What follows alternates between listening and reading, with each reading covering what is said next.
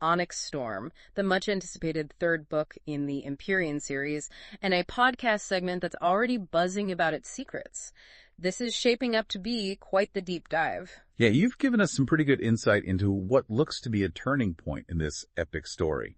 Our mission today is, as always, to kind of distill the key information about this book, Onyx Storm, to give you a sense of what it's about and why there's so much excitement surrounding it. Right. We're going to peel back the layers of this literary phenomenon and really get to the heart of it. So first off, let's set the scene. Onyx Storm, by the imaginative Rebecca Yarros. It's a fantasy novel aimed at readers 14 and up, and it's the third installment in the established The Empyrean series. The Spanish version is slated to be released on January 22nd, 2025. So not too far away. And as a reminder, the overarching story takes place in a world where magic and warfare are interwoven into the life of our protagonist, Violet Sorrengail, whose fate has been shaped by her unique bond with dragons. Those bonds, right. Those are some powerful connections. But in Onyx Storm, it seems like the training wheels are off. The days of learning at the Riders Academy, this is where they train to become aerial warriors, essentially, for those just joining us. Yeah. It's over. The phrase that keeps popping up is, the battle has begun. And it's not some distant threat either. We're talking about enemies at their doorstep, clawing at the walls, and here's the kicker, even working from within, infiltrating their ranks. It's like a Dragon Rider spy thriller. It really is. That double threat, the very real external danger and the insidious internal betrayal, takes the tension to a whole new level. Not knowing who to trust introduces this element of paranoia, where every alliance, every glance has to be questioned. And in the midst of all this, Violet makes a decision that really ups the ante. She ventures beyond the known borders of Aretia. This is the region their world has been focused on until now, in search of allies in lands unknown. Talk about a high-stakes mission. She's not just fighting another battle here. The fate of her dragons, her family, her home, and him hang in the balance. For those of us who've been following the series, him has a very specific name, right? This emotional connection adds a whole other layer of complexity to the situation. Exactly. For readers who've been following Violet and Xaden's relationship, that unspoken mention is a potent reminder of the emotional stakes that are so deeply woven into the storyline and will undoubtedly be tested in Onyx Storm. So let's unpack this a bit. First, we have this very abrupt shift from training to all-out war. 18 months of preparation and learning are suddenly overshadowed by the imminent conflict. It's like sending university students straight to the front lines. It's a huge shock that forces Violet and her companions to grow up really fast and demonstrate a level of bravery they probably didn't even know they possessed. It's very much a loss of innocence, isn't it? The relative safety of the walls of Badgieth disappears, and survival becomes the only goal. That immediate immersion into the reality of war creates a sense of urgency that will definitely drive the narrative at a breakneck pace. It's a real turning point where everything they've learned is going to be put to the ultimate test. And then there's that lingering threat of enemy infiltration. Talk about nerve-wracking. You not only have to worry about the army advancing on you, but also about being stabbed in the back by someone you thought was on your side. You used a great analogy in your notes. It's like playing a high-stakes chess game, where the pieces aren't what they seem. That constant uncertainty must create an incredibly tense atmosphere. What's fascinating here is how that element of distrust eats away at the group's cohesion. That sense of camaraderie, so vital in any crisis situation, is constantly undermined. Every interaction becomes suspect, forcing the characters to move with extreme caution.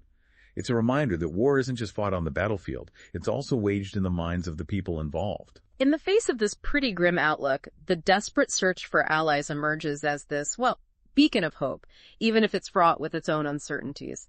Violet's decision to venture into uncharted territories beyond the borders of Aretia to find those who might be willing to join Navarre's cause is incredibly courageous. It's also a strategic maneuver born out of necessity. It reminds me of those real-world wartime alliances, where nations with different histories and cultures join forces against a common enemy, setting aside their differences for the greater good. If you think about it in terms of geopolitics, it becomes clear that Violet isn't just a skilled warrior on a dragon's back. She's got to be a shrewd diplomat as well. She'll need to overcome cultural barriers and potentially offer something of significant value in return for support. Convincing strangers that her fight is their fight won't be easy. It requires a deep understanding of their motivations and an ability to find common ground in the midst of adversity. And in all of this, we can't forget about Violet's personal journey. Since we first met her in the first book, she's gone through some really tough trials, and in Onyx Storm, it seems like her limits are going to be pushed even further. It's like an elite athlete facing the most important competition of their career, where years of training culminate in a single defining moment. Only here, that moment isn't about winning a medal. It's about the survival of her entire world, of the people she loves. This forced maturation is a powerful narrative arc. We see Violet taking on more and more responsibility, being shaped and transformed by her experiences.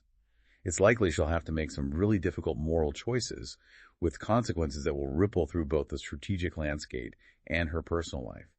Her journey is an example of how adversity can forge character and reveal hidden strengths. And speaking of personal connections, the synopsis and the review emphasize the importance of those bonds, especially that intense relationship she has with him.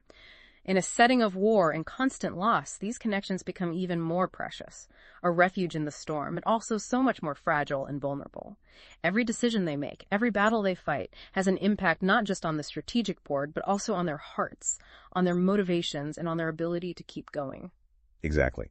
In extreme situations, personal relationships can be a source of incredible strength, a reason to fight even harder, but they can also become a vulnerability that can be exploited.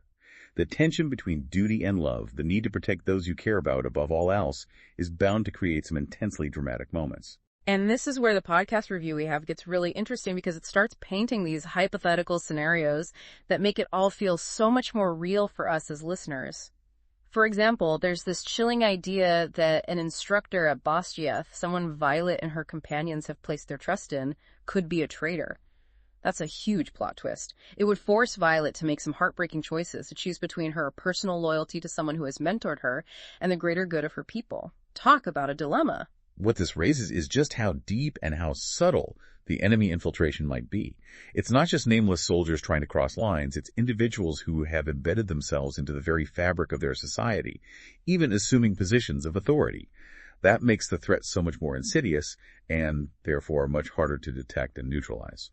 Another fascinating scenario that the reviewer brings up is Violet's journey to those dragon rider tribes with customs and traditions completely foreign to hers. Imagine having to undergo ancient rituals, to prove yourself in completely unexpected ways, maybe even overcome challenges that test your courage and wit to their limits, all just to earn their support in the fight against a common enemy. It's like having to learn a whole new language in a matter of days to be able to communicate and negotiate something vital.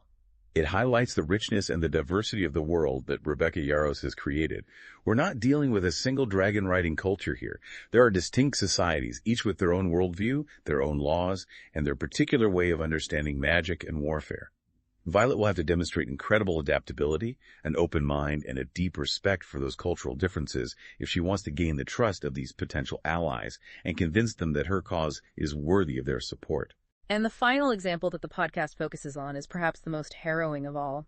Violet, separated from her beloved dragons in the middle of a crucial battle, having to rely solely on her wits, her cunning, and her hand-to-hand combat skills. Talk about being in a tight spot. After forging such a deep symbiotic connection with her dragons, to be deprived of that strength, that unconditional support, would force her to tap into inner resources or resilience she may not even know she possesses. It would be the ultimate test of her worth as a warrior beyond her magical bond. That kind of situation is a really effective narrative device to show the character's evolution at its core. Beyond that extraordinary connection with the dragons, Violet has to prove her worth as an individual, her ability to survive and fight for what she believes in, even in the most adverse circumstances.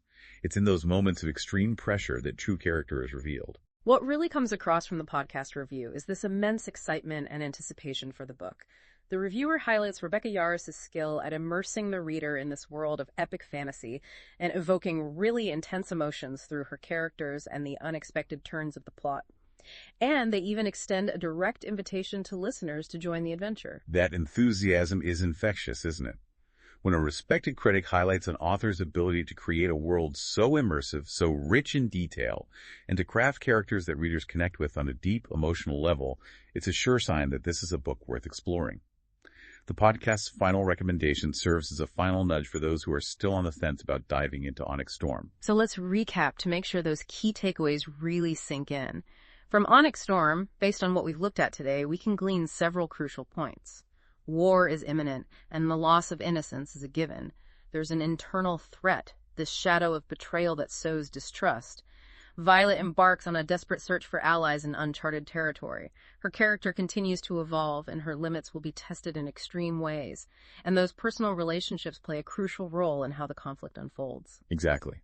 These are the pillars that underpin the plot of Onyx Storm.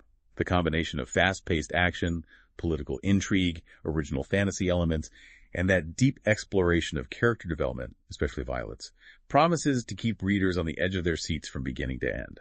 And thinking about you, our listener, regardless of your field of interest or level of technical expertise, I think the themes that Onyx Storm explores resonate on a deeper, more universal level. Making complex decisions in high-stakes situations, navigating a landscape of uncertainty, the vital importance of forging strong alliances, and dealing with distrust within a group. These are challenges we face in so many areas of life, far beyond the confines of fantasy worlds. Absolutely. The capacity for leadership in times of crisis, the art of managing distrust within a team, the search for innovative solutions in the face of adversity. These are themes that transcend the literary genre and have clear relevance whether we're talking about a fantasy war setting, the business world, politics, or even our personal relationships. This brings me to a question for you to ponder after this deep dive. Given the huge challenges Violet faces, an outright war and a lurking betrayal, what qualities do you think are most essential for a leader in such an extreme situation? And how might those qualities translate to the challenges we see in our own world, even without fire-breathing dragons? A very thought-provoking question. Analyzing how a fictional character tackles extraordinary circumstances can offer us valuable insights into our own capabilities, our own limitations, and the challenges we face in the real world. Well, there you have it. Looks like an epic adventure awaits those who dare to fly alongside Violet in Onyx Storm. Thanks for joining us on this deep dive. It's been a pleasure unraveling this fascinating material with you. Until our next deep dive.